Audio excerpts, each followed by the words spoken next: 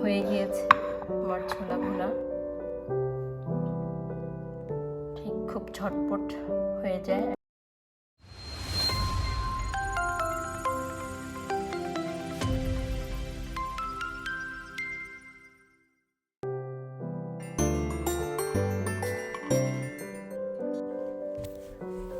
আসসালামু আলাইকুম, welcome back to my channel. আমি Meher from Meher's kitchen and creativity channel এবং পেজ থেকে বলছি। আশা করছি যে যেখানে আছেন ভালো আছেন, সুস্থ আছেন। হ্যাপি রমাদান মোবারক। আপনাদের সবাইকে অসংখ্য ধন্যবাদ আমার সঙ্গে থাকার জন্য। আশা করব ভবিষ্যতেও থাকবেন। আজকে রমজানের প্রথম রেসিপি নিয়ে আপনাদের সাথে হাজির হলাম। আশা করব আপনাদের ভালো লাগবে। আর যদি ভালো লেগে থাকে অবশ্যই লাইক, কমেন্ট, শেয়ার করবেন ফ্রেন্ডস অ্যান্ড ফ্যামিলির সাথে। আমি 2 কাপ নিয়েছি। 2 কাপ তো আর একদিনের জন্য না, এখানে আমি কিছু ফ্রিজ করে রেখে দিব, তো যার ফলে আমি এখন এগুলোকে ভিজিয়ে নিব। আর আমি এখানে একদম ফুটন্ত পানি নিয়েছি, এই ফুটন্ত পানিটা দিয়ে দিব, তাহলে খুব তাড়াতাড়ি কিন্তু এগুলো ভিজে যাবে। আর এখানকার এটা ছোলাটা কিন্তু ভালো, ছোলাটা ভালো, যার ফলে কোনো ময়লা বা কোনো কিছু থাকে না। আর যেখানে কারণ এখানে সব জায়গায় তো আর সবে ভালো থাকে না, তারপরে বাংলাদেশে কিছু কিছু তো যে পাথর থাকে, এখানে কিন্তু সেই জিনিসটা নাই, পাথরটা নাই। কারণ পাথরটা তো দাঁতের নিচে পড়লে খেতে খুবই কষ্ট লাগে। তো এটা আপনারা কী করবেন, ওয়াশ করার সময় ঠিক এইভাবে করে এভাবে করে করলে তো নিচে হয়তো বা পাথরটা পড়েও যেতে পারে। তো ঠিক এভাবে আপনারা ধুয়ে ওয়াশ করে নেবেন। তা আমি এটাকে জাস্ট কতক্ষণ এটাকে আমি করে রেখে দিব, একটু পানি 2-1 বার পানি পাল্টিয়ে গরম পানি দিয়ে তো এটা হয়ে যাবে, নরম হয়ে কয়েক জাস্ট হাফ অ্যান আওয়ারের মধ্যেই।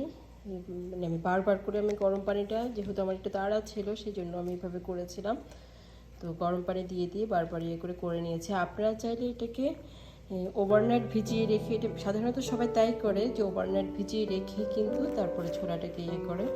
তো যখন খুব তাড়া থাকবে, যে খুবই প্রয়োজন, হাতের কাছে নাই, অনেক সময় ডিপে রাখলেও কিন্তু শেষ হয়ে যায়, যে হঠাৎ করে কোনো গেস্ট আসবে না, কোনো কিছু খুব দরকার হচ্ছে, তখন ঠিক এইভাবে গরম পানি দিয়ে বারবার করে পানিটা চেঞ্জ করে করলে খুব বেশি সময় লাগে না, খুব শর্ট টাইমের মধ্যে হয়ে যায়। যে এই যে ভিজে গিয়েছে, চামড়াটা একদম পুরো সফট হয়ে গেছে। তো আমি কিছুক্ষণ পর এটাকে জাস্ট ভালো করে ওয়াশ করে তারপরে এটা বয়েল করতে দিয়ে দেব। এই যে আমি এটাকে ভালো করে ওয়াশ করে নিয়েছি, এগুলো এমনিতেই পরিষ্কার থাকে তারপরেও, তো এরপর আমি ভালো করে ওয়াশ করে নিয়েছি। আর দেখতে পাচ্ছেন এগুলো কিন্তু এমনভাবে হয়েছে, ভিজে হয়ে গেছে, সফট হয়ে গেছে এই যে চামড়াটা। আর খুব বেশিগুলো সেদ্ধ করতে হবে না, চামড়াটা পর্যন্ত খুলে গেছে, এখানকার ইয়েগুলো ভালো তারপরেও। আর আপনারা যেটা করবেন, যে যদি কোনো পাথর টাথর থাকে তাহলে এটাকে জাস্ট হাতে নিয়ে ওয়াশ করবেন, যে নিচে পাথরগুলো বসে যেতে পারে। তো যাই হোক, এখন আমি যেটা করব, আমি আগে পানিটা বসিয়ে দিচ্ছি, এখন এটা আমি সেদ্ধ করতে দিয়ে দিচ্ছি। এখানে কোনো কিছুই আমি দিব না, শুধু পরিমাণ মতো একটু লবণটা দিয়ে দিব।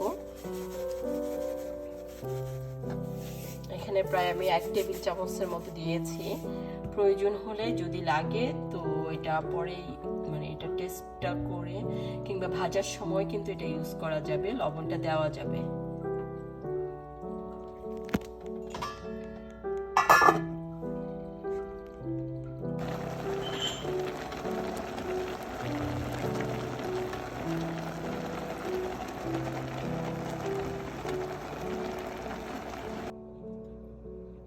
আমি এখানে যা যা লাগবে সেই জিনিসগুলো আমি করে নিয়েছি, যে পুর ভাজার জন্য।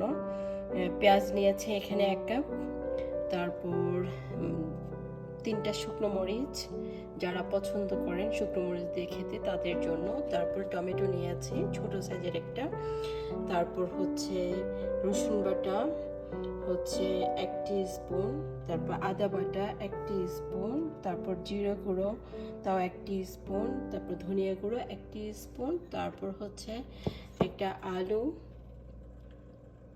এই আলুটাকে আমি করে নিয়েছি।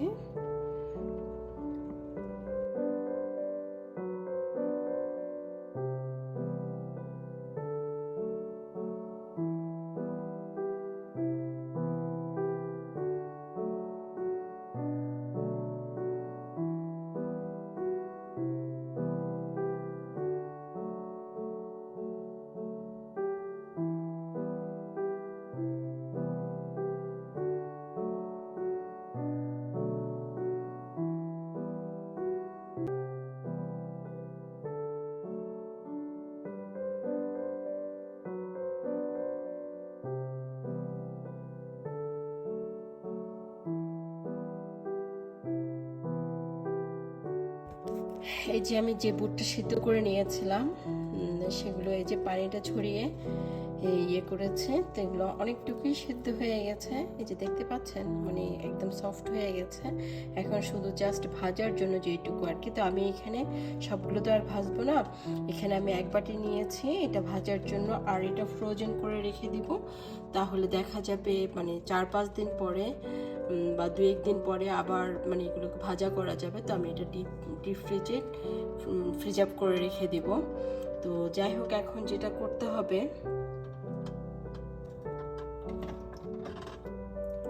2-3 টেবিল চামচ তেল দিয়ে দিয়েছি।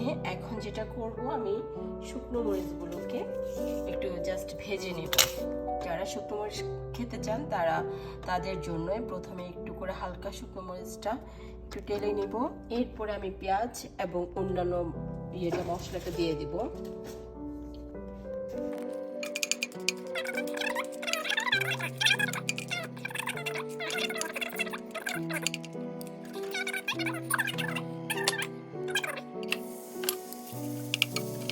পেঁয়াজটা যখন একটু ব্রাউন হয়ে আসবে তখন আমি আলুটা দিয়ে দিব। আমি আলুটাকে এখানে মাইক্রোওয়েভে হাফ সিদ্ধ করে আমি নিয়েছি। আপনারা চাইলে এটা মানে বুটের সাথেও করতে পারেন, কিংবা যদি আপনি এমনি জাস্ট পিস করে দিতে চান তাও করতে পারেন। তো আমি জাস্ট একটু করে সিদ্ধ করে তারপরে এটা দিয়ে দিয়েছি আলুটা। তো এটা কিছুটা ভাঙা থাকবে, আবার কিছুটা একটু গোটা থাকবে। তখনই দেখতে ভালো লাগবে আর কি, খেতেও ভালো লাগবে, দেখতেও ভালো লাগবে। তারপর আমি একটু করে মশলাটা দিয়ে দিব। আমি যেহেতু কাঁচামরিচ ইউজ করব, তো সেখানে আমি একটু করে প্রথমে আমি আদা বাটাটা দিয়ে দিচ্ছি, তারপর হচ্ছে রসুন বাটা, সবগুলি এগুলো দিয়ে মানে সব মশলাটাই দিয়ে দিব। ধনিয়া গুঁড়া, জিরা গুঁড়া, তারপর একটু করে মরিচটা, শুকনো মরিচের গুঁড়োটা একটু মানে পাউডারটা একটু করে দিব। তারপর হলুদটাও হচ্ছে একটু একেবারে কেটে হলুদ রাখবো না, জাস্ট কালারটা একটু দেখতে ভালো লাগবে। খুব বেশি দিলে তখন কিন্তু একদম কেটে একটা কালার হয়ে যায়। আর আলুটাকে একটু যদি এটা যার পছন্দ অনুযায়ী, আপনি যদি চান যে একেবারে ভেঙে ফেলতে চান তাও করতে পারবেন, আবার কিছু যদি একটু গোটা রাখতে চান তাও করতে পারবেন। এটা জাস্ট যার পছন্দনীয়। তো আমি ঠিক একটু একদম ভেঙে ফেলবো না, একটু ভাঙা থাকবে, তারপরে একটু থাকবে, ঠিক এইভাবে করবো। তো মশলাটা যখন একটু মাখা হয়ে যাবে, দেন আমি মানে বুটটাকে দিয়ে দিব। এখানে বুটের মধ্যে একটু মানে লবণটা হয়েছে, তা এখন আমি দেখে তারপরে আমি এটা দিব, এখানে লবণটা দিব দেখার পরে।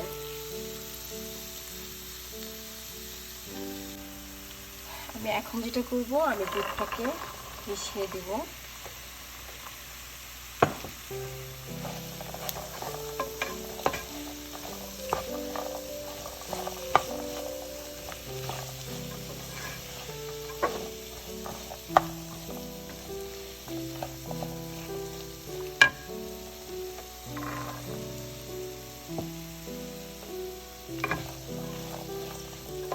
এটা আস্তে আস্তে হতে থাকবে।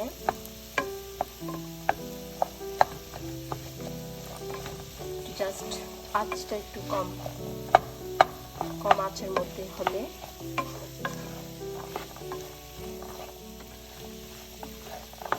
কাঁচা মরিচটা একটু পরে কিন্তু মিশাচ্ছে।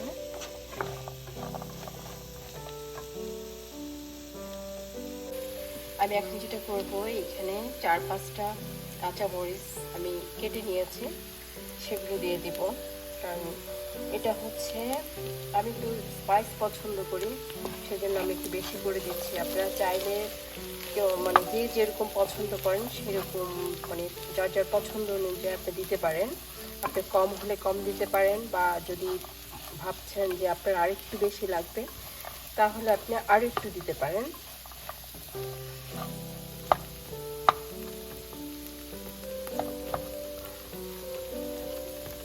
আলুটা যদি একটু মনে হয় তখন একটু ভেঙে ভেঙে দিবেন, তাহলে এটা আরও একটু হয়ে যাবে, মানে বুটের সাথে মিশে যাবে।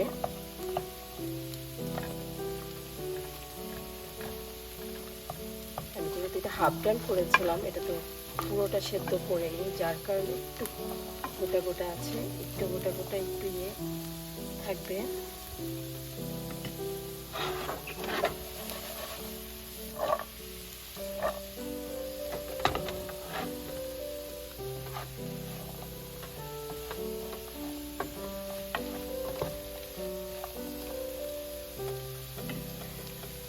আমি এই লাস্টের দিকে আমি একটু টমেটোটা একটু দিয়ে দিব।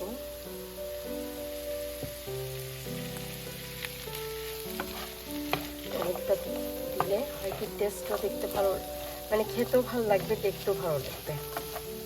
আপনারা চাইলে এটা স্কিপ করতে পারেন, বাট আমার কাছে ভালো লাগে দেখে কিন্তু আমি দেই।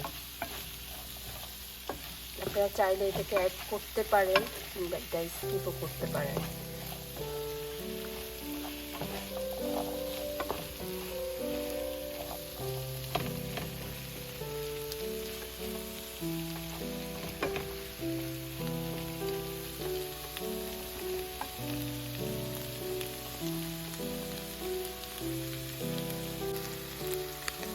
এই যে প্রায় হয়ে আসছে, এখন আর তেমন কোনো কিছু না, শুধু জাস্ট একটু ধনিয়া পাতাটা দিয়ে দিব।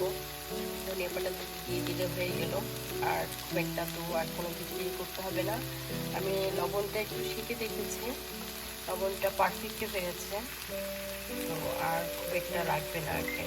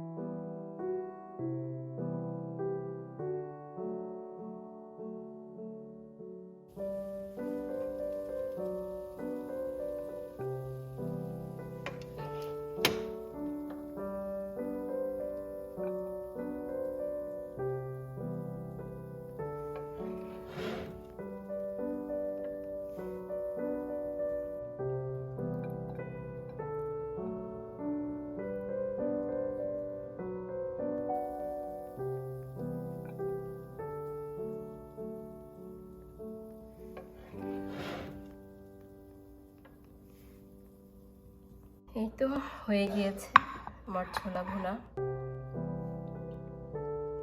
ঠিক খুব ঝটপট হয়ে যায় এবং সেদ্ধটা খুব ভালো হয়েছে। তো আশা করছি আপনাদের ভালো লাগছে, আপনারা ঠিক এভাবে ট্রাই করবেন। আর বলে শুকনো মরিচ দিয়ে আসলে খুব মজা লাগে এভাবে, তো আমি সেই জন্যই শুকনো মরিচটাও একটু ভেজে নিয়েছি। তো যাই হোক, আমার রেসিপিটি যদি ভালো লাগে অবশ্যই আপনারা ট্রাই করবেন, ট্রাই করে কেমন হয়েছে আপনারা কমেন্টস করে জানাবেন। তো আজ এই পর্যন্ত, দেখা হবে নেক্সট কোনো রেসিপিতে। আল্লাহ হাফেজ।